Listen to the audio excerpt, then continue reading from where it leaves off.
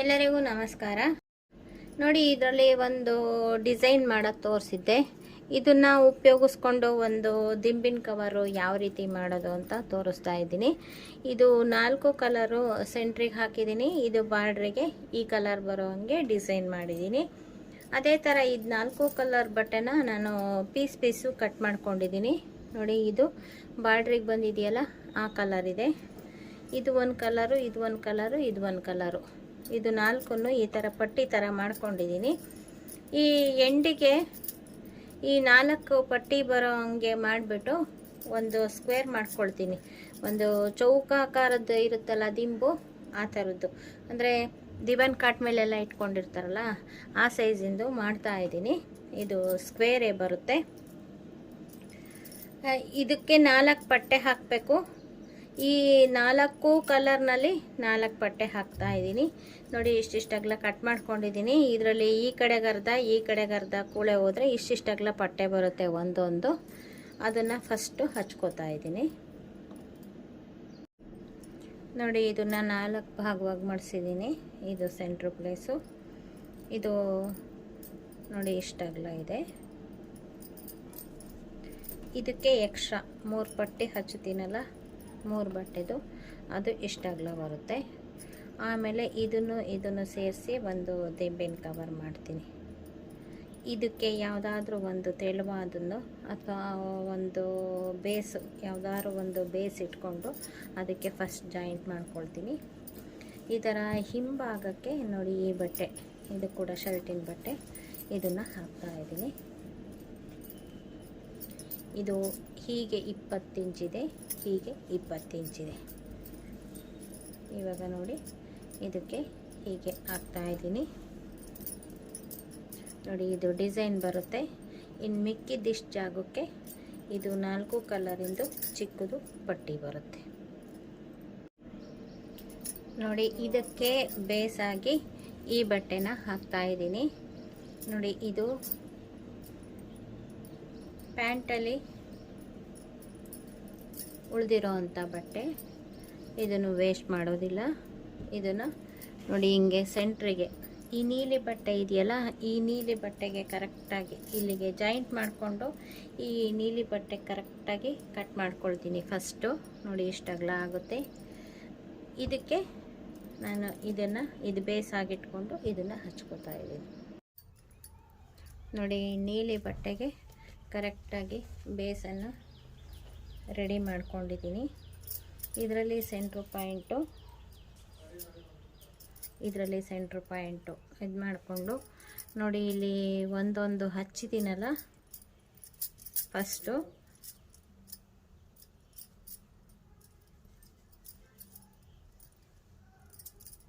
ಈ centre point ಕರೆಕ್ಟಾಗಿ ಇಟ್ಕೊಂಡು ಫಸ್ಟು ಇಲ್ಲಿಗೆ ಹಚ್ಕೋತೀನಿ. ಆಮೇಲೆ ಇದನ್ನು ಹೀಗೆ ಇಟ್ಕೊಳ್ತೀನಿ. ಆಮೇಲೆ ಇದನ್ನು ಇಲ್ಲಿಗೆ ಹಚ್ಕೋತೀನಿ. ಆಮೇಲೆ ಇದನ್ನು ಇಟ್ಕೊಳ್ತೀನಿ. ಆವಾಗ ಇದು ಫುಲ್ಲು ಹಚ್ದಂಗೆ ಆಗುತ್ತೆ. ಆನಂತರ ಈ ಬೇಸಿನ ಮೇಲಕ್ಕೆ ಈ ಪಟ್ಟಿಗಳನ್ನು ಹಚ್ತೀನಿ.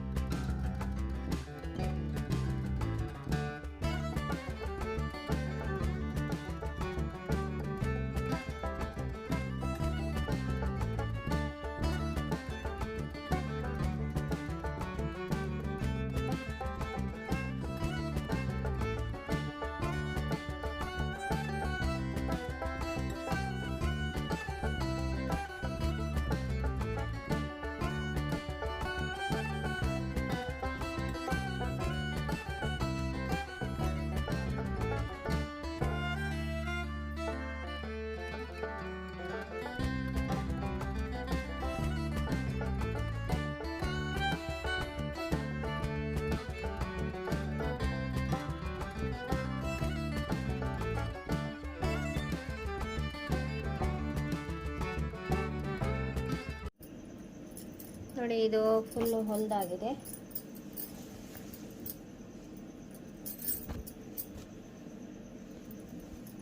ಈಗ ಇದಕ್ಕೆ ಇದು ಇನ್ನೂ ಒಂದು ಸ್ವಲ್ಪ ಒಂದು ಅರ್ಧ ಇಂಚು ಜಾಸ್ತಿನೇ ಇದೆ. ಇದು ಕರೆಕ್ಟಾಗಿದೆ.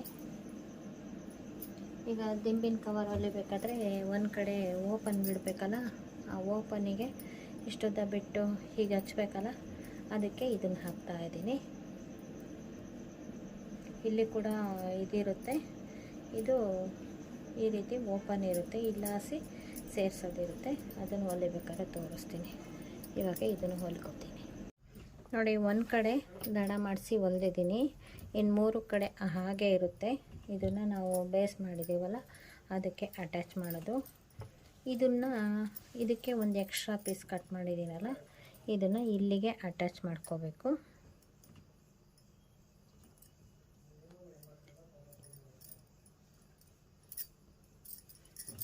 ನೋಡಿ, ಇದನ್ನು ಇಲ್ಲಿಗೆ ಅಟ್ಯಾಚ್ ಮಾಡ್ಕೊಳ್ತೀವಿ ಅಂತ ನೋಡಿ ಒಂದು ಗುಂಪಿನ ಹಾಕಿದ್ದೀನಿ. ಎಷ್ಟು ದೂರಕ್ಕೆ ಅಂತ ನೋಡಿ, ಇಲ್ಲಿ ಕೂಳೆ ಹಿಡಿಯುವಷ್ಟು ಹಾಕಬೇಕು. ಇದು ಈ ರೀತಿ ಓಪನ್ ಇರುತ್ತೆ, ಇಲ್ಲೂ ಇದಿರುತ್ತೆ, ಇಲ್ಲಾಸಿ ದಿಂಬು ಸೇರಿಸೋದು. ಅದಕ್ಕೆ ಫಸ್ಟೇ ಇದನ್ನು ಅಟ್ಯಾಚ್ ಮಾಡ್ಕೋಬೇಕು. ಆನಂತರ ಇದನ್ನು ನೋಡಿ ಈ ರೀತಿ ಉದ್ದುದ್ದಕ್ಕೆ ಅಟ್ಯಾಚ್ ಮಾಡ್ಕೊಂಡಿರ್ತೀನಿ. ಇದು ಕೂಳೆ ಬಿಡೋ ಅಷ್ಟು ಬಿಟ್ಕೊಂಡಿರ್ತೀನಿ. ಆ ಬೇಸ್ ಇದೆಯಲ್ಲ, ಅದಕ್ಕೂ ಇದಕ್ಕೂ ಜಾಯಿಂಟ್ ಮಾಡಿದರೆ ಇದು ಕರೆಕ್ಟಾಗಿ ಕೂರುತ್ತೆ. ಇನ್ನು ಒಂದು ಸ್ವಲ್ಪ ಬೇಕಾದರೆ ಜಾಸ್ತಿ ಬಿಟ್ಕೋಬೋದು.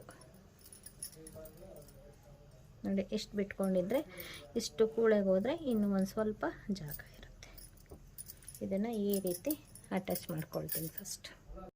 ನೋಡಿ, ಇದಿಷ್ಟಾಗಿದೆ. ಈಗ ಇದನ್ನು ಈ ರೀತಿ ಹೊಲ್ಕೊಂಡಿದ್ದೀನಲ್ಲ, ಇದನ್ನು ಈ ರೀತಿ ಇಟ್ಕೋಬೇಕು. ಈಗ ಅಷ್ಟು ಇಲ್ಲಿ ಮಾತ್ರ ಓಪನ್ ಇರುತ್ತೆ, ಇದು ಜಾಯಿಂಟ್ ಆಗುತ್ತೆ. ನೋಡಿ, ಇದು ಕೂಳೆ ಕಡೆಗೆ ಹೋಗುತ್ತೆ, ಒಳಭಾಗದಲ್ಲಿ ಕೂಳೆ ಇರುತ್ತೆ, ಇದು ಮೇಲ್ಭಾಗ, ಇದರಲ್ಲಿ ಇದು ಮೇಲ್ಭಾಗ, ಇದು ಒಳಭಾಗ. ಆದ್ದರಿಂದ ಇದನ್ನು ಫುಲ್ಲು 4 ಮೂಲೆಗೂ ಹೊಲ್ಕೊಂಡು ಬರಬೇಕು. ಕರೆಕ್ಟಾಗಿ ಆಗುತ್ತೆ. ಇನ್ನೊಂದು ಸ್ವಲ್ಪ ಎಕ್ಸ್ಟ್ರಾ ಇರುತ್ತೆ, ನೋಡಿಕೊಂಡು ಹೊಲ್ಕೊಳ್ಳೋಣ. ಈಗ ಇದಿಷ್ಟು ಫಿಲಪ್ ಮಾಡ್ತೀನಿ. ಫುಲ್ಲು ಸ್ಕ್ವೇರಿಗೂ ಹೊಲಿತೀನಿ, ಇಲ್ಲಾಸು ಓಪನ್ ಇರುತ್ತೆ. ಆಮೇಲೆ ಉಲ್ಟಾ ಮಾಡೋಣ. ನೋಡಿ, 4 ಕಡೆ ಇದು ಒಂದು ಸ್ವಲ್ಪ ಎಕ್ಸ್ಟ್ರಾ ಇತ್ತಲ್ಲ ಜಾಯಿಂಟ್ ಮಾಡಿದ್ದು, ಇದು ಅಖಂಡ ಬಟ್ಟೆ ಇರುತ್ತೆ, ಅಂದರೆ ಒಂದೇ ಬಟ್ಟೆ ಇರುತ್ತೆ, ಇದು ಜಾಯಿಂಟ್ ಇರುತ್ತೆ. ಅದಕ್ಕೆ ಒಂದು ಸ್ವಲ್ಪ ಜಾಸ್ತಿ ಕೂಳೆ ಉಳಿದಿತ್ತಲ್ಲ, ಅದನ್ನು ಅಷ್ಟು ಬಿಟ್ಕೊಂಡು 4 ಮೂಲೆಗೂ ಹೊಲಿದಿದ್ದೀನಿ. ಇಲ್ಲಿ ನೋಡಿ ಈ ರೀತಿ ಬರುತ್ತೆ. ಇದನ್ನು ಉಲ್ಟಾ ಮಾಡೋಣ. ಉಲ್ಟಾ ಮಾಡೋದಕ್ಕಿಂತ ಮುಂಚೆ ಈ ಕಾರ್ನರಲ್ಲಿ ನೋಡಿ ಟಾಕ ಹಾಕಿದ್ದೀನಿ. ಅಂದರೆ ಇದಕ್ಕೆ ರಫ್ ಮಾಡೋದು ಅಥವಾ ಟಾಕ ಹಾಕೋದು ಅಂತ ಹೇಳ್ತಾರೆ. ಈ ಕಾರ್ನರ್ವರೆಗೂ ಕಟ್ ಮಾಡ್ಕೋಬೇಕು, ಆವಾಗ ಈ ಮೂಲೆ ಚೆನ್ನಾಗಿ ತಿರುಗುತ್ತೆ. ಈಗ ಒಂದು ಸ್ವಲ್ಪ ಕ್ರಾಸಾಗಿ ಕಟ್ ಮಾಡಿ ಈ ಹೊಲಿಗೆ ತನಕ ನಾನು ರಫ್ ಮಾಡಿದ್ದೀನಲ್ಲ, ಅಲ್ಲಿವರೆಗೂ ನೋಡಿ ಈ ರೀತಿ ಹೊಲಿಗೆ ತನಕ ಇರುತ್ತೆ. ಇವಾಗ ಇದು ಮೂಲೆ ಚೆನ್ನಾಗಿ ತಿರುಗುತ್ತೆ. ಈ ಥರ ಮೂಲೆಗಳಲ್ಲಿ ಮಾತ್ರ ಈ ಥರ ಮಾಡ್ಕೋಬೇಕು.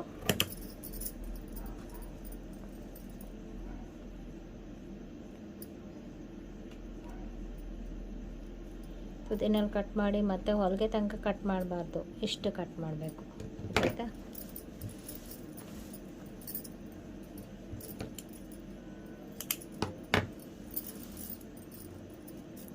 ಇದೇನೇನು ಮೂಲೆ ಕೂರಿಸೋದಿರಲ್ಲ, ಅಂದರೆ ಕ್ರಾಸ್ ಎಷ್ಟಿರುತ್ತೋ ಅಷ್ಟು. ನೋಡಿ, ಇವಾಗ ಉಲ್ಟಾ ಮಾಡ್ತಾ ಇದ್ದೀನಿ.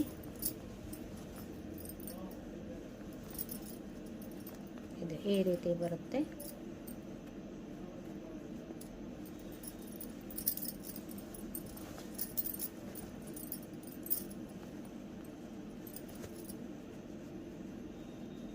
ಇದು ಕಾರ್ನರ್ ಬರುತ್ತೆ.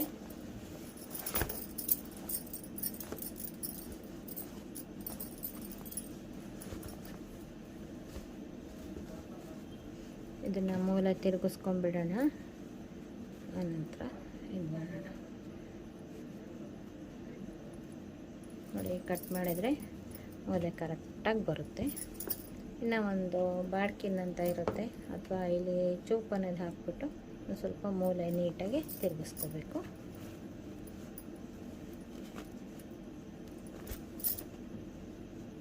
ನೋಡಿ,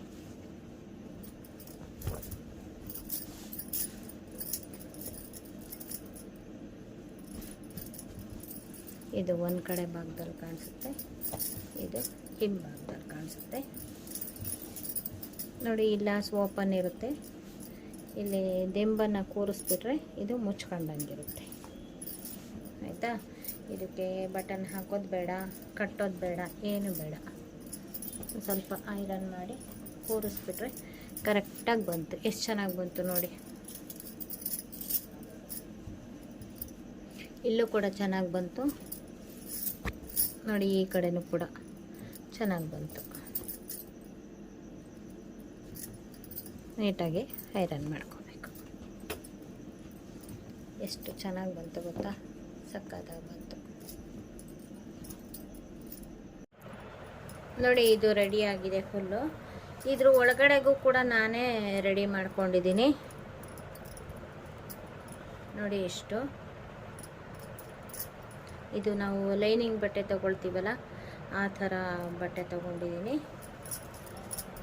ಎಲ್ಲ ಇದೇ ಥರ ಸ್ಕ್ವೇರು. ಒಂದು ಸ್ವಲ್ಪ ಒಳಮುಖಕ್ಕೆ ತಗೊಂಡಿದ್ದೀನಿ ನೋಡಿ, ಇಷ್ಟು ಮಾತ್ರ ಒಳಮುಖಕ್ಕೆ ತಗೊಂಡಿದ್ದೀನಿ ಎರಡೂ ಕಡೆನೂ. ಯಾಕೆಂದರೆ ಇದು ದಪ್ಪ ಬರುತ್ತಲ್ಲ, ಒಳಭಾಗಕ್ಕೆ ಹೋಗುತ್ತಲ್ಲ, ಅದಕ್ಕೆ. ಇದರಲ್ಲಿ ಫುಲ್ಲು 4 ಕಡೆಗೂ ಹೊಲ್ಕೊಂಡಿದ್ದೀನಿ. ಇಲ್ಲಿ ಹೆಂಚಿರ ಹತ್ರ ನೋಡಿ, ಇಷ್ಟಾಗಲ ಮಾತ್ರ ಓಪನ್ ಬಿಟ್ಕೊಂಡಿದ್ದೀನಿ. ಹೊಲ್ಬಿಟ್ಟು ಪಲ್ಟಾಯಿಸ್ಕೊಂಡಿದ್ದೀನಿ, ಅಂದರೆ ಉಲ್ಟಾ ಮಾಡ್ಕೊಂಡಿದ್ದೀನಿ. ಇಲ್ಲಾಸಿ ನಾನು ಈಗ ನಮ್ಮ ಮನೆಯಲ್ಲೇ ನಾನೇ ಬಟ್ಟೆ ಕಟ್ ಮಾಡಿ ಉಳಿದಿರುತ್ತಲ್ಲ ಚಿಕ್ಕ ಚಿಕ್ಕ ಪೀಸು, ಆ ಥರ ಪೀಸನ್ನು ಇದಕ್ಕೆ ತುಂಬಿ ರೆಡಿ ಮಾಡ್ಕೊಳ್ತೀನಿ. ನಾನು ಶರ್ಟ್ಗಳು ಮತ್ತು ಬ್ಲೌಸು ಮತ್ತು ಬೇರೆ ಬೇರೆ ಡ್ರೆಸ್ಗಳು ಎಲ್ಲ ಹೊಲಿದಿರೋದ್ರಲ್ಲಿ ಇದು ಚಿಕ್ಕ ಚಿಕ್ಕ ಪೀಸು ಉಳಿದಿರೋದು. ಒಂದು ಸ್ವಲ್ಪ ಬರುತ್ತೆ, ಆದ್ರೂ ಈ ಚಿಕ್ಕ ಚಿಕ್ಕ ಪೀಸ್ನೆಲ್ಲ ನೋಡಿ ಎಷ್ಟೊಂದು ತುಂಬ ಇದೆ. ಹಾಗೆ ಇಟ್ಟಿದ್ದೆ. ಇದನ್ನು ಇವಾಗ ದಿಂಬಿಗೆ ತುಂಬ್ತಾ ಇದ್ದೀನಿ. ನಾನಿಲ್ಲಿ ಅಟ್ಟದ ಮೇಲೆ ಒಂದು ಸ್ವಲ್ಪ ಜಾಗ ಇದೆ, ಅಲ್ಲಿ ಒಂದು ಸ್ವಲ್ಪ, ಏಕೆಂದರೆ ಇದ್ರಲ್ಲಿ ತುಂಬ ಧೂಳಿರುತ್ತೆ, ಕೊಡಬೇಕು ಅಂತ ಇಲ್ಲಿ ನೆಲದ ಮೇಲೆ ಹಾಕಿದ್ದೀನಿ ಮಾಡಿ ಮೇಲೆ. ಇದನ್ನು ಈಗ ತುಂಬ್ಕೊಳ್ತಾ ಇದ್ದೀನಿ. ಈ ಚೀಲಕ್ಕೆ ಇದನ್ನು ತುಂಬ್ಕೊಳ್ತೀನಿ ನೋಡಿ. ಈಗ ಚಿಕ್ಕ ಪೀಸ್ನೆಲ್ಲ ಇದಕ್ಕೆ ತುಂಬಿದ್ದೀನಿ. ಇಲ್ಲಿ ಒಂದು ಸ್ವಲ್ಪ ತುಂಬಲಿಕ್ಕೆ ಬಾಯಿ ಬಿಟ್ಟಿದ್ನಲ್ಲ, ಇದೆರಡನ್ನು ಹೊಲ್ಕೋತೀನಿ. ಇದು ಏನಾಗುತ್ತೆ ಅಂದರೆ ಹತ್ತಿ ಆದರೆ ಒಂದಕ್ಕೊಂದು ಕಂಡ್ಕೊಳ್ಳುತ್ತೆ. ಇದು ಚಿಕ್ಕ ಚಿಕ್ಕ ಬಟ್ಟೆ ಪೀಸಲ್ಲ, ಒಂದಕ್ಕೊಂದಕ್ಕೆ ಬಟ್ಟೆಗೆ ಜಾಯಿಂಟ್ ಆಗಿರೋದಿಲ್ಲ. ಈಗ ಎಲ್ಲ ಕ್ಲೀನಾಗಿ ಈ ರೀತಿ ಉಜ್ಜಿ ಮಾಡಿಬಿಟ್ಟು ಇಲ್ಲಿಗೊಂದು ಒಂದು 4 ಹೊಲಿಗೆ ಹಾಕಬೇಕು ದಪ್ಪ ಸೂಜಿನಲ್ಲಿ. ಆವಾಗ ಬಟ್ಟೆ ಜರುಗೋದಿಲ್ಲ, ಅದೆಲ್ಲಿರುತ್ತೋ ಅಲ್ಲೇ ಇರುತ್ತೆ. ಆ ರೀತಿ ಮಾಡ್ಕೊಳ್ತೀನಿ ಇದನ್ನು ನೋಡಿ. ಬಂದೋಬಸ್ತಾಗಿ ಎಲ್ಲ ಇನ್ನು ಬೇರೆ ಬೇರೆ ಪೀಸು ಎಲ್ಲ ಬಟ್ಟೆ ಪೀಸ್ ಇತ್ತು, ಅದನ್ನೆಲ್ಲ ತುಂಬಿದ್ದೀನಿ ನೋಡಿ. ಹೊಟ್ಟೆ ಬೆರೆಯೋ ಅಷ್ಟು ತುಂಬಿದ್ದೀನಿ. ಈಗ ಇದನ್ನು ಕ್ಲೋಸ್ ಮಾಡ್ತಾ ಇದ್ದೀನಿ. ಒಂದು ಸೂಜಿ ದಾರ ತೊಗೊಂಡಿದ್ದೀನಿ ನೋಡಿ, ಸೂಜಿಗೆ ದಾರ ಪೋಣಿಸ್ಕೊಂಡಿದ್ದೀನಿ. ಇದು ಎರಡನ್ನು ಸೇರಿಸಿ ಹೊಲಿತಾ ಇದ್ದೀನಿ ನೋಡಿ. ಎಲ್ಲ ಕಡೆ ಮಿಷನ್ ಹೊಲಿಗೆ ಇರುತ್ತೆ. ಇಲ್ಲಿ ನೀಟಾಗಿ ಈ ರೀತಿ ತಿರ್ಪಣಿ ಹೊಲಿಗೆ ಹಾಕಿದ್ದೀನಿ. ಈಗ ಇಲ್ಲಿ ಗಂಟು ಹಾಕಿದ್ದೀನಿ. ಇವಾಗ ದಾರ ಹರಿದ್ಬಿಟ್ರೆ ಇದನ್ನು ಒಂದು ಸ್ವಲ್ಪ ಚೆನ್ನಾಗಿ ಇದು ಮಾಡಿಕೊಂಡು ಇಲ್ಲಿಗೆ 4 ಹತ್ರ ಒಂದು, ಅಂದರೆ ಬಟ್ಟೆ ಜರುಗ್ದಂಗೆ ಇರಲಿ ಅಂತ ಮಾಡಬೇಕು. ಅದಕ್ಕೆ ದೊಡ್ಡ ಸೂಜಿಗೆ ದಾರ ಪೋಣಿಸ್ಕೋಬೇಕು. ದಪ್ಪ ದಾರದಲ್ಲಿ ಇಲ್ಲಿ 4 ಹತ್ರ ಇದಾದರೆ ಬಟ್ಟೆಗಳು ಸರ್ಗಾಡೋದಿಲ್ಲ ನೋಡಿ. ಎಷ್ಟು ದೊಡ್ಡ ಸೂಜಿಗೆ 8 ಎಳೆ ದಾರ ಪೋಣಿಸ್ಕೊಂಡಿದ್ದೀನಿ. ಏಕೆಂದರೆ ದಪ್ಪ ದಾರ ಇರಲಿಲ್ಲ, ಅದಕ್ಕೆ. ಇದೆ ಅಂದರೆ ಸಿಗಲಿಲ್ಲ, ಅದು ಬೇರೆ ಕಡೆ ಇಟ್ಟಿದ್ದೀನಿ ನೋಡಿ. 8 ಎಳೆ ದಾರ ಪೋಣಿಸ್ಕೊಂಡಿದ್ದೀನಿ. ಸೂಜಿ ಇಷ್ಟುದ್ದ ಇದ್ದರೆ ಸಾಕು, ಅಥವಾ ಇನ್ನೂ ದೊಡ್ಡದಿದ್ರೂ ಪರವಾಗಿಲ್ಲ. ಈಗ ಎಲ್ಲ ಬಡಿದು ತಟ್ಟಿ ಎಲ್ಲ ರೆಡಿ ಮಾಡ್ಕೊಂಡಿದ್ದೀನಿ. 4 ಹತ್ರ, ಇಲ್ಲೊಂದು ಹತ್ರ, ಇಲ್ಲೊಂದು ಹತ್ರ, ಇಲ್ಲೊಂದು ಹತ್ರ, ಇಲ್ಲೊಂದು ಹತ್ರ. ಈ ಸೂಜಿನ ಒಳಗಡೆ ಈ ರೀತಿ ಚುಚ್ಚಿಡಬೇಕು, ಆ ಕಡೆ ಇದಕ್ಕೆ ಬರೋ ತನಕ. ಆಮೇಲೆ ಅದನ್ನು ಇದನ್ನು ಸೇರಿಸಿ ಹೊಲಿಗೆ ಹಾಕಿಬಿಟ್ರೆ ನೋಡಿ ಇಲ್ಲಿ ಯಾವ ರೀತಿ ಇವಾಗಿರುತ್ತೋ ಅದೇ ರೀತಿ ಇರುತ್ತೆ, ಜರುಗೋದಿಲ್ಲ. ನೋಡಿ 4 ಹತ್ತಿರ ಹೊಲಿಗೆ ಹಾಕಿದ್ದೀನಿ. ಇವಾಗ ನೋಡಿ ಈ ಥರ ನೆಟ್ಟು ನಿಲ್ಲಿಸಿದ್ರೆ ನೆಟ್ಟಿಗೆ ನಿಂತ್ಕೊಳ್ಳುತ್ತೆ, ಮತ್ತು ಬಟ್ಟೆಗಳು ಕೂಡ ಚೇಂಜ್ ಆಗೋದಿಲ್ಲ. ನೋಡಿ ಇದರಲ್ಲಿ ಈ ಥರ ಓಪನ್ ಇದೆಯಲ್ಲ, ಇದರೊಳಗಡೆಯಿಂದ ಇದರೊಳಗಡೆ ಸೇರಿಸ್ತಾ ಇದ್ದೀನಿ. ಈ ಸಾದಾ ಇರೋದು ಈ ಕಡೆಗೆ, ಡಿಸೈನ್ ಇರೋದ್ರ ಕಡೆಗೆ ಇದರಲ್ಲೂ ಡಿಸೈನ್ ಇದೆಯಲ್ಲ ಅದನ್ನು ಮಾಡೋಣಂತೆ.